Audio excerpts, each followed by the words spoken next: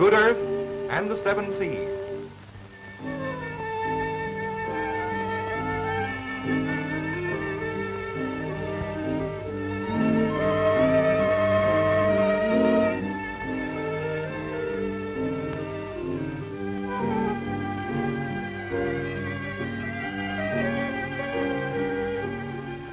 Over here in eastern Africa lies Ethiopia, where for more than 7,000 years, the unconquered Lion of Judah has watched over the destinies of dusky Abyssinians and Nubians.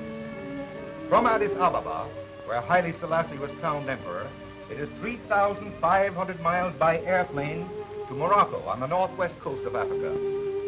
For centuries, the highlands of Morocco have been the home of the fierce Berbers, forebears of the Moors who once conquered Spain. But now all is at peace in this country, and we were able to travel around in comfort and safety. We started our trip at the port of Casablanca, and then we drove to the town of Marrakech, better known as Morocco. Marrakech, which lies in a great plain on the northern slopes of the snow-clad Atlas Mountains, was founded 900 years ago and was considered at one time to be the greatest city of Islam. It was then surrounded by massive flame-colored walls, sections of which still remain. The beautiful square tower of the Koutoubia Mosque still stands as a memorial to the constructive genius of the early Moors. The great open square called Jama el-Fna is the favorite gathering place of the natives. Morocco's general population is of a very mixed and turbulent kind. Through the centuries, Marrakech has become a veritable melting pot. Berbers, Arabs, Moors, Jews, and Negroes from the Sudan have married and intermarried so indiscriminately that origins are hard to trace and types are even harder to define. There are so many that can neither read nor write that the public scribes are always kept busy, but their superior knowledge does not include modern methods.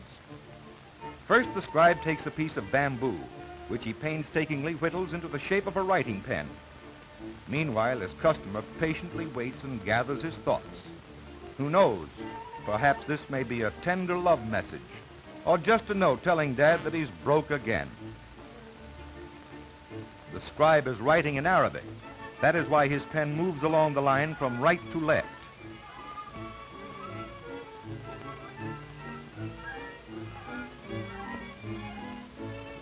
Marbles, a game that belongs to the kids of the entire world.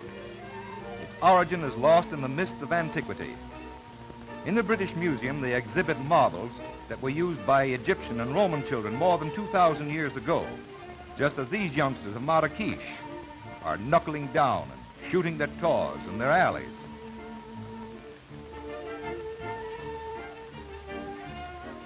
Morocco leather is used universally, and right here in Marrakech is where it is made out of goat skins, which are tanned a beautiful yellow or a brilliant red.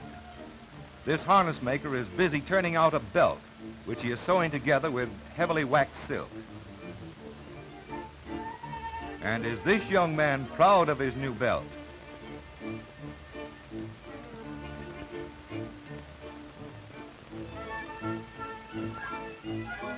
Turn around there, son. Let's take a look at the back. Yeah, that's right. To make their wonderful dyes, they pound pomegranates and other vegetable matter in mortars.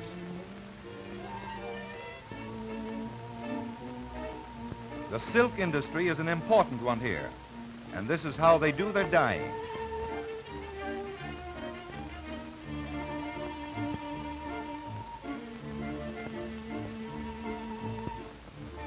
All these operations take place in the open street.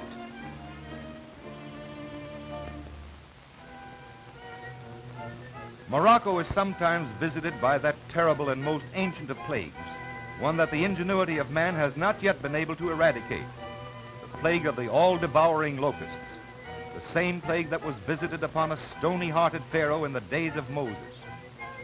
The locusts you see here are nymphs. They are young, their wings have not yet grown. Once they are able to fly, nothing can stop them. They breed in dry, arid soil and have to go hunting for their food. They travel in such enormous swarms that they even shut off the sunlight from the land over which they fly. When they alight, They strip the earth bare of all vegetable matter. They eat every blade of grass, every leaf on every tree or bush, leaving utter desolation in their wake. Even when young and wingless, they do not scatter. They follow a definite direction. This permits the natives to dig long ditches across their line of march. The ditches are filled with water and the locusts drown. Another way of getting rid of them is to drive them toward big heaps of dry straw, in which the young locusts try to hide. The straw is then set on fire. As far as we can discover, the Arabs are the only ones that have found a use for locusts. They boil them in salt water and then dry them in the sun. They taste like stale shrimps, but the Arabs enjoy eating them. And by the way, did you ever eat a stale shrimp?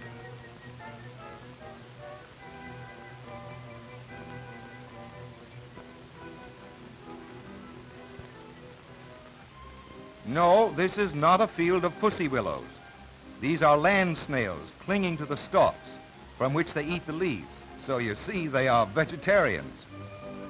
Unlike the water snails, which are not good to eat, these Moroccan land snails are highly prized as a delicacy by gourmets who call them escargots. They are carefully gathered by hand and taken to a central station.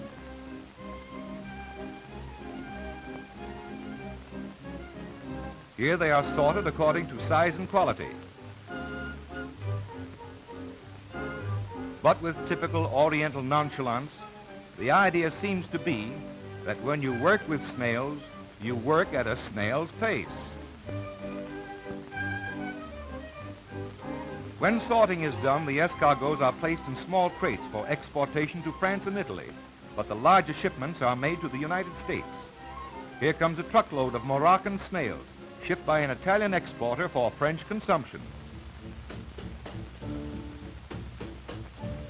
As you enter a restaurant in Marrakech, you keep your turban on your head, but you leave your shoes at the door. Just a good old Moroccan custom.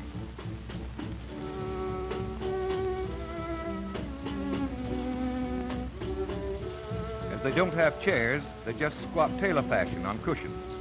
And now we're all set for the meal.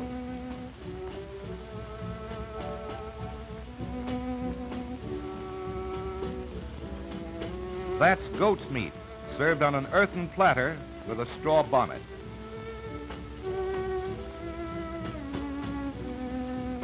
True to Oriental custom, the Moor breaks his bread. He never cuts it. First, he must be sure that the sauce is up to standard. And so he dunks. After all, it's the sauce that makes the dish.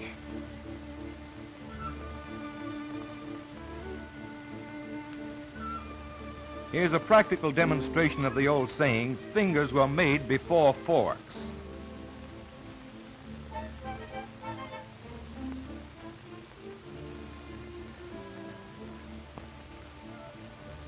And now a good drink of wine to keep the goat down.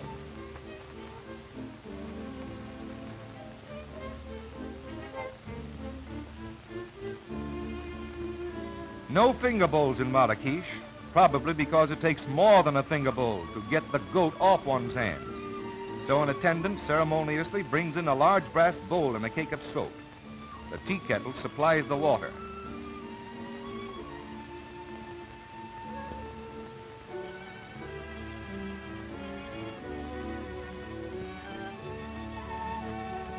Then they dry their hands with the same cloth that served as a community napkin during the meal. The proceeding is not very aesthetic, of course, but it seems practical.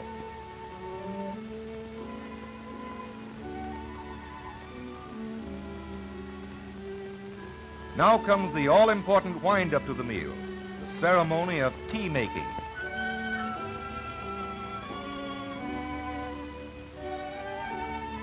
First, a little boiling water, just enough to open the tea leaves.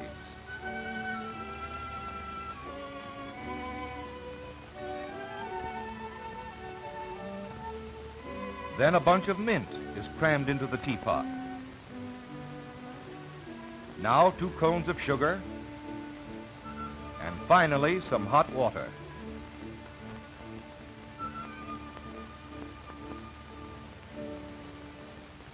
There, that will do. Morocco has many other interesting sights and customs. Someday we will visit the humble tillers of the soil in the upper reaches of the Atlas Mountains. We'll meet more of its interesting people, histories. It's well worth a return visit. Until then, Allah be with you.